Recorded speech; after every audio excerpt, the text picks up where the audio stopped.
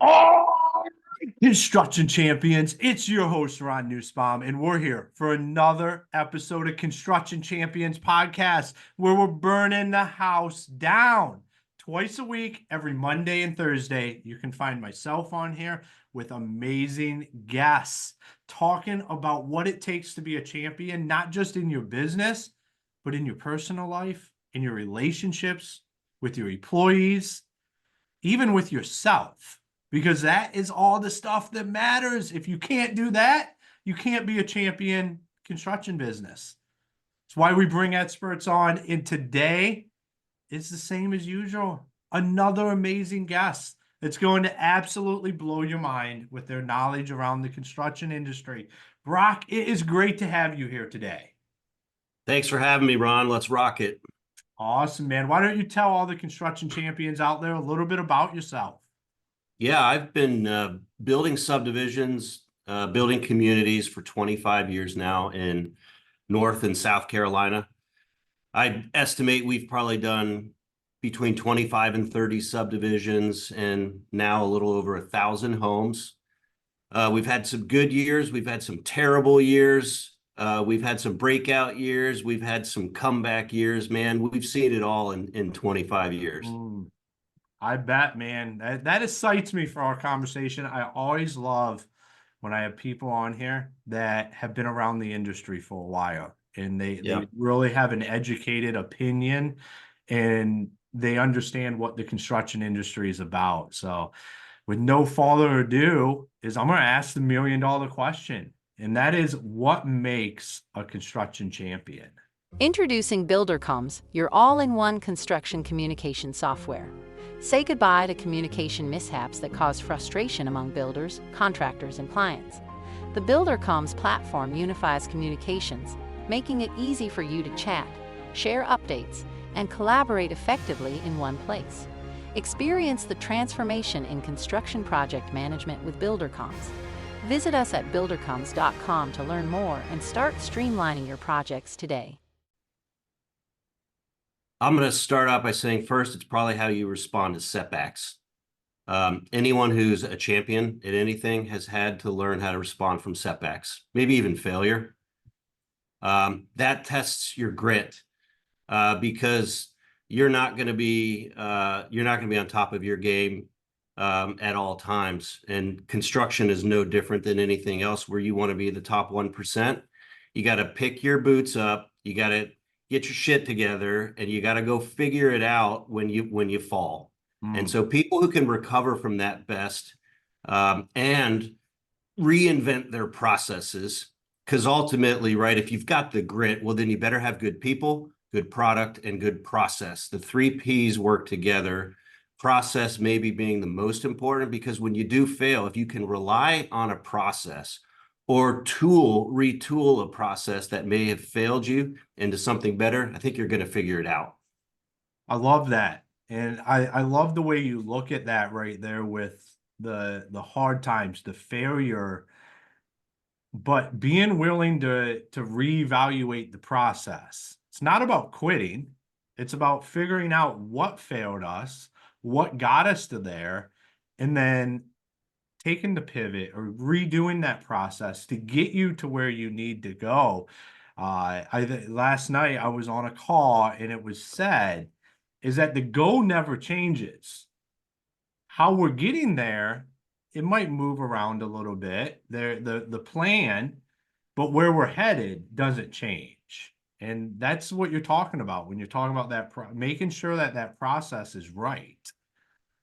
Yeah, and you need a process for your processes in all aspects of the business: sales and marketing, accounting, construction, purchasing, estimating, scheduling, warranty, right?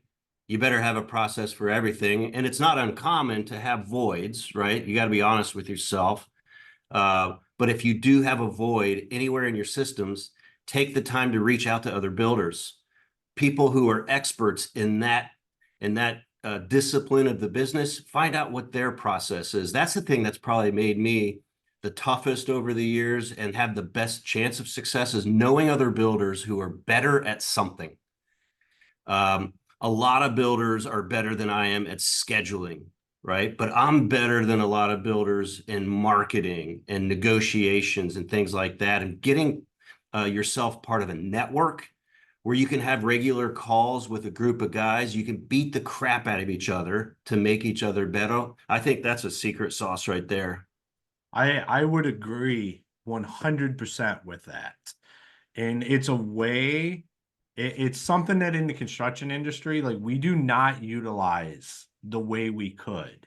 It's like you said, everybody's good at what they're good at, and we can learn from each other. Like that's the coming together, becoming a champion is around that. Like you have to understand what you're great at, but you have to be humble enough to say that person over there is a lot better at that than I am, and I need to go learn from them. Yeah. And that environment in the construction industry is where it's one of the things we've lagged behind other industries on. And I think there's just a lot of ego that probably comes into play into that. I mean, you run operations at a huge level, like high scale, big projects, and here you are talking about it. Like I need to go learn. I think everybody that's listening can take something from that right there. Yeah, and I'll tell you, for a lot of those 25 years, I wanted to have all the answers, right? And my staffing structure kind of resembled that. Everyone was coming to me for questions because I would have the answers or thought I had the answers. That wasn't true. Only in when I learned that, oh, there's a lot of people out there that are better in finance, that are better in construction management, that are better in training, name all of those. And I've learned I suck at all of them, which is perfectly cool, right? Because there are people out there when you recruit people that are better than you. And ultimately, when you look down, you're going to them for questions. And it changes the whole structure. You know, I grew up from someone who probably modeled his business more after the auto industry, like Ford, top-down management, right? And top-down management is dead in the 21st century. It's the opposite. Surround yourself with the best bench of players if you can, and have them, you're leveling up to them. I know. I absolutely agree with that. And it is really, really cool to suck. Because when you do, understanding that you suck is there's so much power in that. I always say like I just have to have an understanding of things so then I can go find the absolute best person to do it. Yeah. And be able to cast that vision on what's the outcome that we're trying to create here, and let that person that understands it at levels that even if we wanted to, we never could. Yeah. And there's a power in that people don't. People think it's powerful to be the guy, to be the one, to have to answer all these questions, but it's not. Like that's like you said, that's long gone. Those days, you're just not going to succeed with that mentality in Yeah. you. Well, it could be powerful. Maybe you're a startup and you don't have the infrastructure yet in place. That's okay. But the goal should be that over time you take more of a servant role for your people than the owner role where you're controlling all the shots, you're dictating everything downstream. There is a better way. That may be the way you have to do it, and that's okay.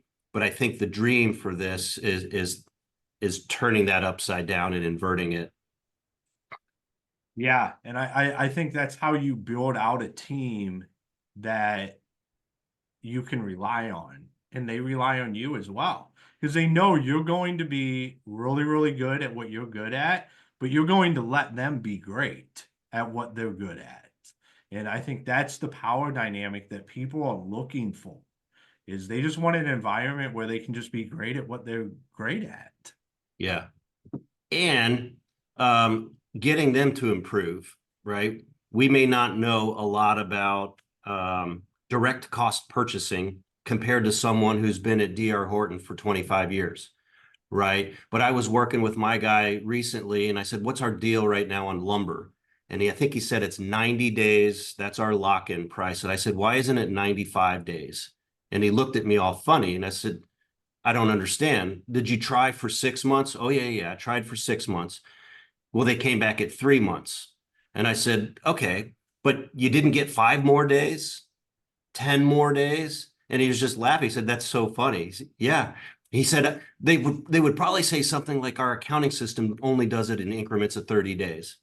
And I said, push back, challenge it. Get 95 days, get 100 days. Tell them to screw off, right? I don't like your system. I want 95 days. So those are just a little, and that guy looked at it, he said, it makes sense. I'm going to negotiate everything and just squeeze everything I can.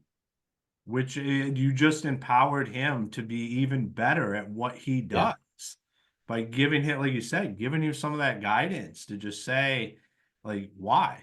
Ask the question why, and just position them to go have that power to be able to just ask those questions. Because if you as the leader are willing to ask them, they're more amped to ask them to the people they're doing business with.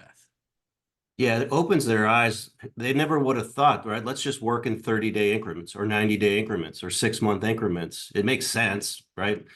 We do it with how we read a clock, 15-minute increments. Break the mold, right? Do something different. It's not unethical. It's not illegal. It's pushing boundaries, right? It's like what Tom Brady would do on his metrics, right?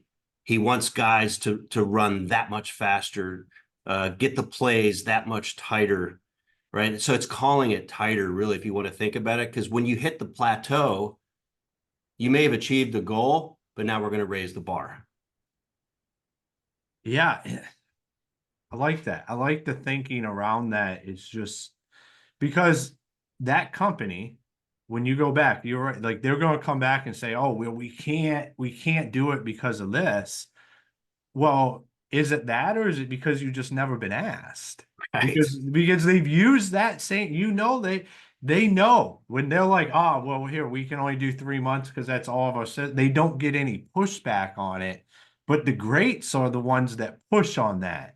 And Yeah. they break the mode. They change what acceptable is. Like, what's okay? What's acceptable? This is how we've always done it. Well, why? Why does it have to be that way? Why can't it be 95 days? Or why can't it be 115 days? Like, this just doesn't compute to me. It's just because we've done it this way for the last 50 years, you're telling me it's why we should do it now. Yeah. And take that approach with everything in the business. Over time, it applies to how we negotiate for signage that has to do with sales and marketing. It's very common for sales managers or people involved in sales. They don't negotiate anything. So when they're ordering $2,500 worth of signs, they get one bid, they accept it, and they move on. The purchasing department would never do that, but the sales department can get away with it. No, we're going to have multiple bidders on signage. And when we get them, we're going to nail them. We're going to squeeze out everything we can on that. And we're going to do it with our software systems when we negotiate that. How about with our bankers, right? Do we negotiate down to the fractions of a percentage on the rate, or we just accept it because it's banking, man? It makes me nervous. I don't like those guys, right? I'm just glad you're banking me, right? And there's days we feel like that too, trust me. But bankers are just like roofers, and we should treat them the same way. So I think this is a fantastic subject because it is something that in construction, people do not do well in negotiations and like figuring this stuff out, talking. It's just what it is. And like you said, the signage, it's anything is a prime example. We go to Home Depot, go to Lowe's, go to wherever we buy it. It's what it is. It doesn't matter what quantities. I remember when I talked to my shop and was like, I want to understand the bids from all three of us. Like, let's go to the three biggest dogs in our state because we have a ton of buying power. And I want to know what they're willing to do. And same thing as they looked at me and said, they're not going to do anything. They're going to give it like the 10% standard. I said, no, there's no way. It's like at the one we were running, we were the number 2 purchasing account they had in the state. I was like, there's no way. Like they will do more. People will do more, but we don't ever ask. Yeah, and it's about good partnerships too, right? Let's say you're bidding, your company philosophy is we don't back charge. We understand that shit happens on a job site, but we're not going to back charge you, right? Unless it's gross negligence. And in exchange for that, when it comes time to negotiate, we're going to have some fun when we negotiate, right? Because some of these companies know that they've got to bake in there some extra dollars because you're going to back charge them. You guys have a reputation for back charging people. Well, so let's take that off the table. Maybe the doors open up a little bit wider for negotiations because they know that in an area where most builders are going to take advantage of back charges, you won't do it. I love that. And I think the beauty in negotiations is always the creativity, because that's what would get the deals done. Because it excites people when you're doing that kind of stuff, and you're not just out of the box, like you're creative with it, is they can start to feel like they're part of something special. Like the deal, it's a win-win for everybody involved, but they're like, oh, this is so unique. Like we need to do this deal because I want to be involved with that. Yeah, and I think we're going to have an opportunity to have that creativity, at least have it be more visible to the trades, because consolidation is happening in our industry.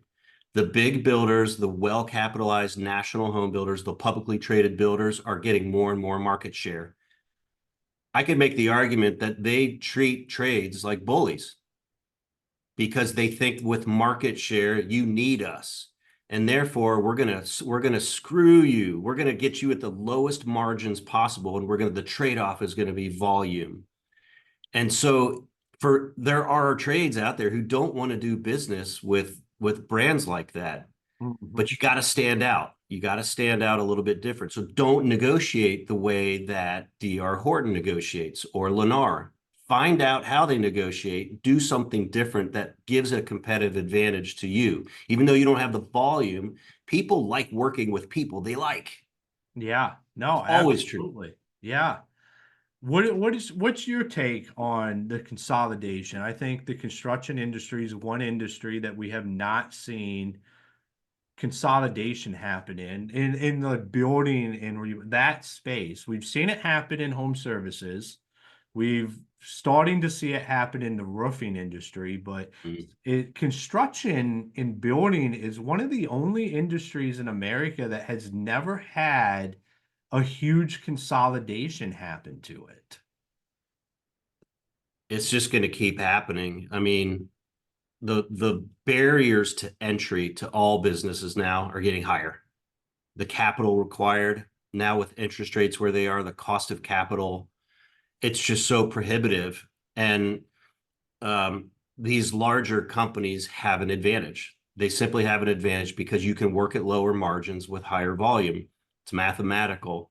And the sad thing is, and I've seen this talking to some of these bigger companies, they love squeezing out competition. It's like myself, right? I love competition. I grew up loving competition in the athletic world. I like it in business. I think it makes us all better. But these bigger companies, they don't like it. And so that concerns me, that the Wall Street mindset, right? Wall Street investing in these big, well-capitalized businesses, that is their goal, to eliminate you. And that pisses me off because that's not very American. That's not very supportive of our the bedrock of our country, opening a business, the American dream. So I don't know how much I can change that. I'm aware of it. And I think other people should be aware of it. Find your advantage then, knowing that consolidation is maybe a competitor of ours. Yeah, I think, I mean, I'm hearing more and more rumblers about it, I mean, I talk to a lot of people in the construction industry, and it's a concern because it's one of the construction industry has been able to thrive off of the fact that it's a level playing field. Anybody can play against anybody. And with consolidation takes that away. The barrier to entry goes up. People don't just go out and start building homes doing all of this stuff that frankly, it's what America needs. Like, we need people that can go out and build homes and do it effectively and do it right, no matter what size they are. Yeah. And you can lose the feel of America when everything becomes completely standardized and there is no competition. So everything's just what it is, and no one has an opportunity to have anything different. Yeah. I mean, think about the stuff going behind the scenes in factories around the country where they're trying to robotize everything construction, manufactured housing. All it takes is for one big behemoth to figure it out, right? Manufacturing of a house with computers and machines. I mean, it would be a seismic eruption in our industry, and it would be devastating. Like, we talk about AI, we talk about manufactured house. Is it good? Right? What's the downstream effect of it? Does it ruin the job market for tradespeople, for people who like getting their hands dirty? Right?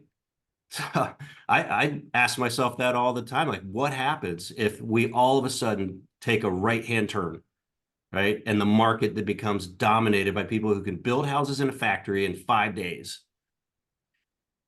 It's freaky.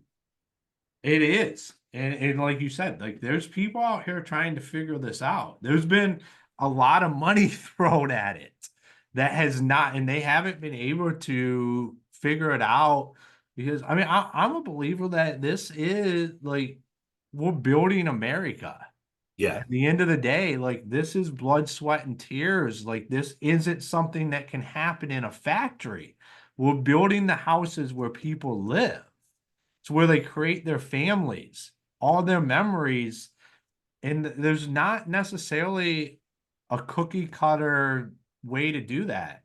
There's a way to do it where it makes sense, and there's the processes, and we can build these great places. But when we take out all the human element, we take out all the emotions, no one cares about anything anymore. There's Yeah. no like It's pride. just, There's no pride in it. no. And that's a possibility. And it's one of the things that inspired me to create the 1776 brand. Is it's a connection to America. It's a connection to patriotism. And right now it's a subdivision type of brand. But I think long-term, having a network of trades that are 1776 affiliated trades, and we all agree to certain standards and principles, and we become our own brand as a hedge against the consolidation that's already happening in roofing, like you talked about, in other trades. But what if it's a hedge against the manufactured house, which is coming, right? Which is coming in our lifetimes. And imagine 100 years from now, we need something that will stand the test of time, that people out there who are looking for a remodeler, who are looking for a contractor, looking for a builder, says, you know what? I know I have the option to go out there and get a manufactured house, something built in a factory. I'm not going to do that. I'm going to go to a brand that supports the bedrocks of America. That's our hope, at least, with this 1776 brand. Well, I love that, because I'm a construction guy through and through, and like, that's what I believe. Like, I believe the market would dictate different.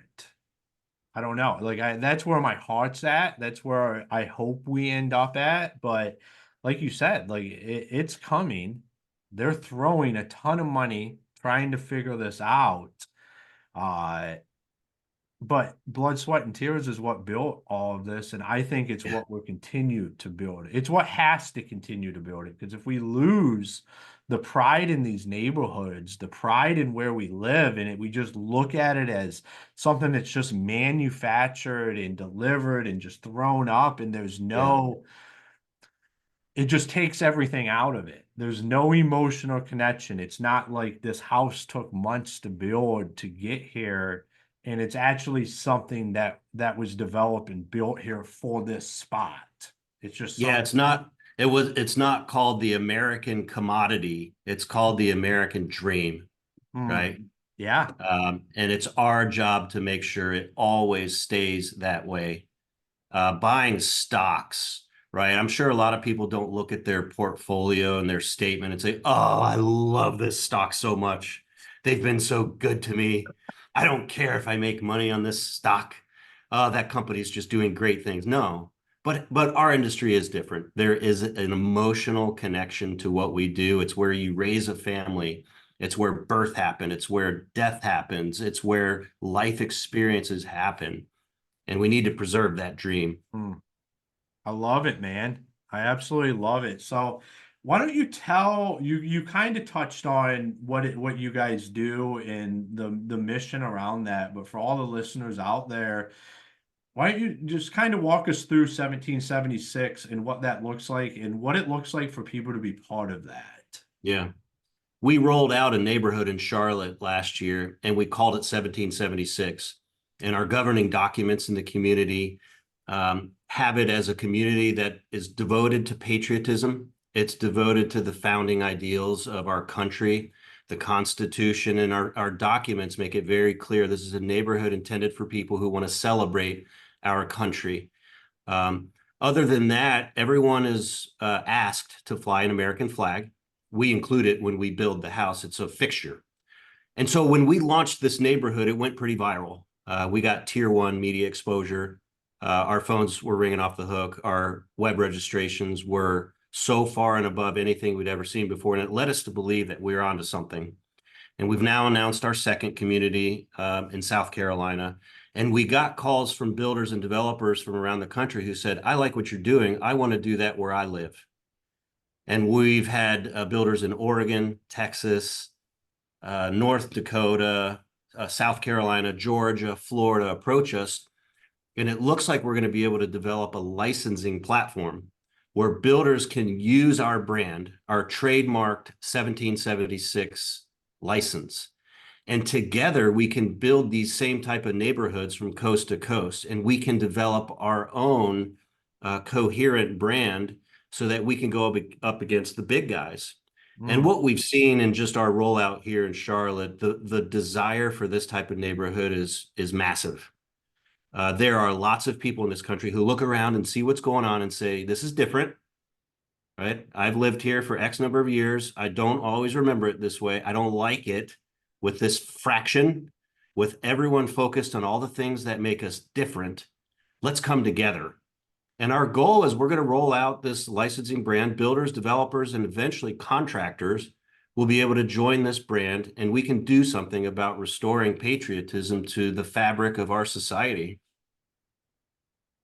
I love it, man. You're giving me chills talking about that, because I mean that's what it's what we need. And I love the ability and the desire to take on the big dogs and keep construction and let them be involved where they need to be involved, but it's not in the building of the houses or trying to forever change how America will look is really what it comes down to with these what they're trying to do with building in the communities. We've seen it in cities where they went in and they take out anything that any structure or anything that has uniqueness to it that creates a pride around that people can rally around and feel a passion about is just been removed. Yeah. And what you're building stuff that will be a legacy that gives people that place where they can then birth can happen, death can happen, family can happen, and there's a whole sense of pride around it, and I love that. Yeah. Most people in this country and most people in our nation have strong, positive beliefs about our country, its history, its current, and where we're going. But there's a vocal minority out there that are getting the spotlight right now. And the 1776 brand is a reminder that that's fine. We live in a free society. You can do that, and we support your right to do that. But we're going to show that we're a louder voice, and that coming together has more strength than showing all the ways that we're different. And so you keep doing what you're doing, but we're going to give permission to lots of people out there who do not like what they see, that there's a better way, and that we can protect the future of this country by showing our solidarity with each other. I love it, man. So if anybody out there listening wanted to learn more about 1776 or follow what you have going on, where's the best place for them to do that? The 1776community.com. We've got a great website. There's good content on there, video, and then our Facebook page, which 3 months ago, I think had 300 followers. We're now up to about 7,500. So it's building that tribe, right? It was hard to get from 300 to 500, right? But it got a little easier to go from 500 to 1,000 and from 1,000 to 3,000. And it's just a testament that this is something people want, and it has this viral component to it that I think has nothing but upside. So between those two sources, viewers and listeners of yours can get all types of information and ultimately can reach out to me or people in our company from the website if you want to learn more information or just be part of the movement, man. Being part of a movement, whether you're a paying participant as a licensee or just want to be part of something good, it's all awesome to us. It's all upside. Awesome, man. Well, thank you for taking the time and being on Construction Champions today. Ron, thanks for having me, man. It was a treat. Awesome. Thank you. All right, champions. Another episode. And I think Brock, he proposed a really good question.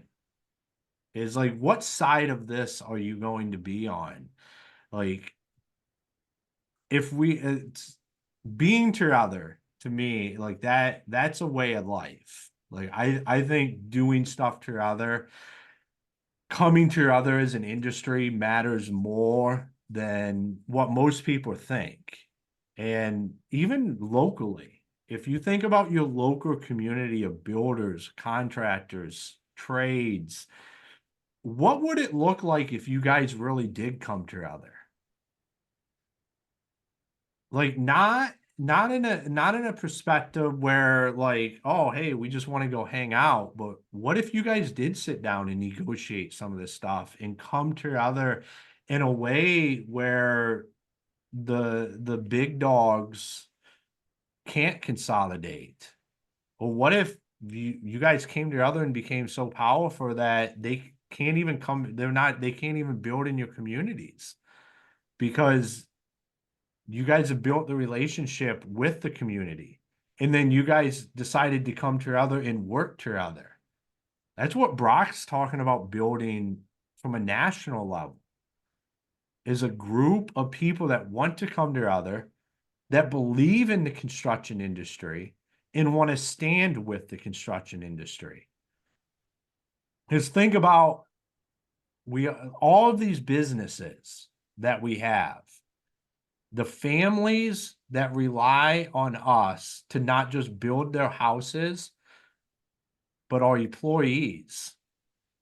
If we don't come together and start to do this stuff and make these inroads, what's going to happen to your employees' families when people don't have a tie to what you're doing anymore?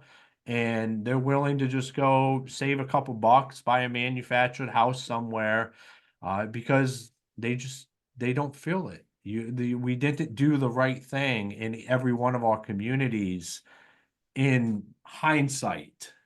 Like, this is stuff that the foundation has to be laid on now, because like Brock said, when they get it right, and they are going to push this out at a high level. And it's either you're going to be prepared for it, or is it just going to take over your marketplace? And that's up to what you do now today with your communities around you, or who are you involved with. So I highly recommend go check out 1776. Maybe, start to also create some connections in your neighborhood. I know you guys all know each other. Like, I say this stuff on here all the time. And you guys know each other. Like, go have a cup of coffee with your biggest competitor locally and be like, I think we should start coming together on some of this stuff. We're still competitors, because competition is what breeds success. And that's what would create a thriving community. But you guys can look at it as, hey, we're the local people. We're our only competition, and that's how it should be. How are we going to make sure that we only ever compete against each other and other players don't come into this? So Construction Champions, that right there is what we need to start to do. That's some serious talk to end this episode. Make sure you go check out all of our fantastic sponsors. And until next time, be the champion you meant to be. Introducing BuilderComs, the future of construction management. Built by industry veterans, our platform simplifies your workflows and boosts efficiency. From field operations to leadership, we've covered it all to help you sleep better and enhance your projects. With BuilderComs, expect reduced errors, save time, and exceptional outcomes. Join the thousands of builders and contractors revolutionizing their processes and achieving greatness. Discover more about us at buildercoms.com.